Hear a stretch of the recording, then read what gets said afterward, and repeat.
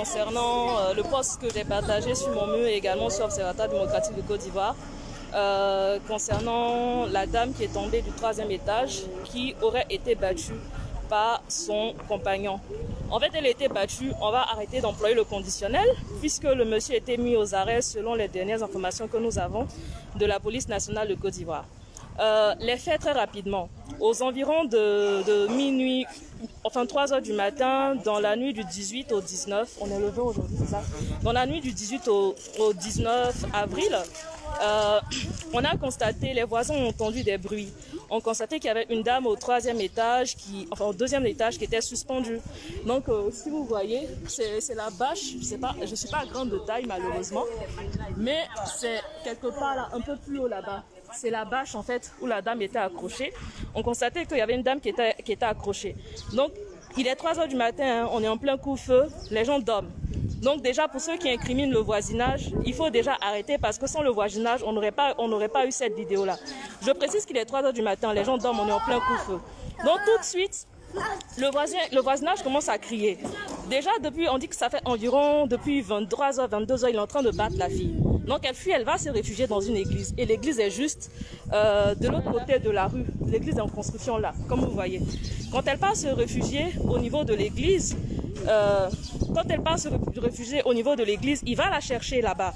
Et il remonte avec elle dans sa maison et il ferme la porte. Et excusez-moi, on a été interrompu. Et il demande en fait aux gens de ne pas entrer. Donc les voisins d'à côté commencent à alerter. Mais en fait, on n'entend plus de bruit parce que la fille en fait n'a pas une voix qui porte. Donc quand on constate qu'elle est suspendue, les gens essaient de se hâter pour pouvoir l'aider, mais malheureusement, elle tombe et elle tombe là. C'est-à-dire que c'est un coin, vous voyez, où il y a des compteurs d'eau.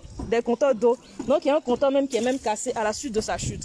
Donc elle essaie de se relever, de sortir de là, et puis le vigile l'aide pour aller en fait quelque part là-bas où la Mercedes est garée. Donc là, tout de suite, le monsieur, il prend son temps. On nous dit qu'il prend pratiquement 10 minutes, 20 minutes, se changer et tout ça. Et revenir en bas. Et il dit, bébé, lève-toi, on va partir. Excusez-moi, moi, je suis secouriste. J'ai 4 années de secourisme. Et puis, je suis scout, j'ai 17 années de scoutisme. Donc, je sais comment on gère.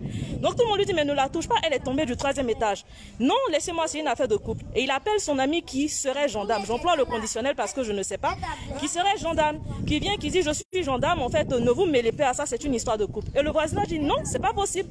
Elle est tombée, il la bat. Donc, on va appeler la police. Et c'est comme ça que l'un des voisins appelle la police et appelle les sapeurs-pompiers qui font en fait leur ronde concernant le coup-feu. Et là, les voisins arrivent, en fait, interpellent. Et du coup, il veut même s'en prendre à un monsieur qui habite en fait dans le même immeuble que lui, qui lui dit, mais non, ne la touche pas. Et le monsieur lui a donné une claque. Vraiment, merci au monsieur là pour la claque qu'il lui a donnée. Franchement, hein. Et du coup, je continue. Et en gros, il dit aux gens de ne pas s'en prendre. Il veut même se battre avec l'un des voisins, avec son voisin du toit. Il menace en fait l'un de ses voisins. Il menace l'un de ses voisins. Depuis que la scène s'est passée, il continue à menacer les gens, il continue à toiser les gens. Donc voilà un peu très brièvement ce qui s'est passé. Voilà la publication que j'ai partagée qui a été relayée. Donc pour les infos, voilà. Donc arrêtons à ceux qui accablent le voisinage, arrêtez d'accabler le voisinage. Parce que sans le voisinage, on n'aurait pas eu la vidéo. Sans le voisinage, la police, le commissariat du 38e qui a été saisi ne serait pas intervenu. Sans le voisinage, la dame ne serait pas à l'hôpital. Pour l'instant, voilà ce qu'on sait. L'affaire est aux mains de la police. Nous, on va faire ce qu'on veut. Puis voilà, en fait, les gars de la Ligue, en fait, on est là, on est sur le site. Donc, du coup, on vous fera un retour assez rapidement. Donc, voilà pour l'instant les informations en notre possession. On n'a rien inventé. Voilà ce qui est. Le monsieur a été mis aux arrêts selon les informations de la police nationale de Côte d'Ivoire par le commissariat du 38e. Donc, voilà pour l'instant.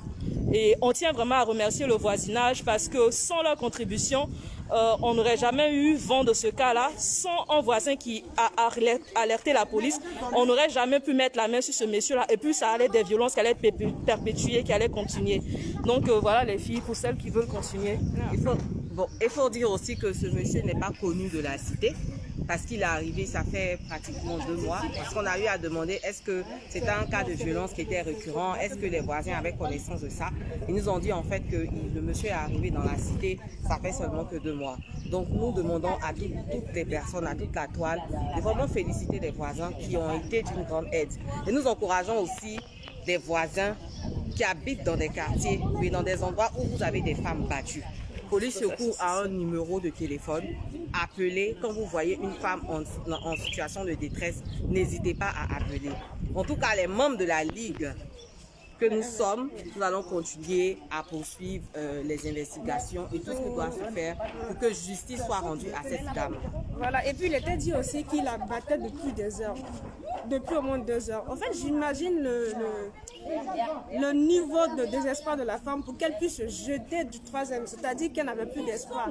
Il faut aussi dire que ce sont des hommes qui sont violents et c'est pas la première fois. Ça doit être un récidiviste. On dit qu'il est là depuis 2 mois, 3 mois. Sûrement, il a fait ça dans notre quartier. Donc, si vous connaissez ce homme-là, si vous connaissez la personne, vous savez déjà comment il est. La police vient de dire qu'il a été mis aux arrêts. On a vu la publication de la police. Nous, ce qu'on va faire, la police a déjà réglé le côté juridique. Non, ils ont... Ce n'est pas un gendarme. Les gens racontent que c'est un gendarme. Ce n'est pas il n'est pas gendarme. C'est son ami qui est gendarme, qui est venu, que lui qui est censé représenter la loi, qui vient dire que c'est une affaire. C'est un gendarme en fait, donc il n'est pas gendarme, voilà. précise. Donc, il faut d'abord une sensibilisation au niveau de nos forces de l'ordre parce qu'on ne peut pas compter sur vous et vous allez venir être les personnes qui vont rester là à faire continuer ce genre de choses. C'est pas normal. C'est une visite qui a pris la dame. Quand la police vient, toi tu es un ami, tu es un gendarme, quand tu viens sur le terrain, tu t'occupes de la victime et non de ton ami qui est censé et qui dit au téléphone que non, viens, ma femme a eu un accident. Ce n'est pas un accident.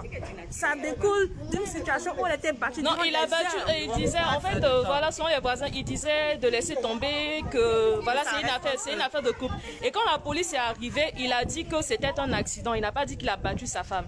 Donc c'est après que la publication a été relayée, les vidéos ont été relayées. Ils ont mis la main sur lui. En fait, ils ont su que c'était une affaire de violence et enfin parce que le voisinage avait dénoncé ça. Donc voilà, en fait, un peu, on va vous laisser et puis on vous revient très bientôt. Okay. Merci.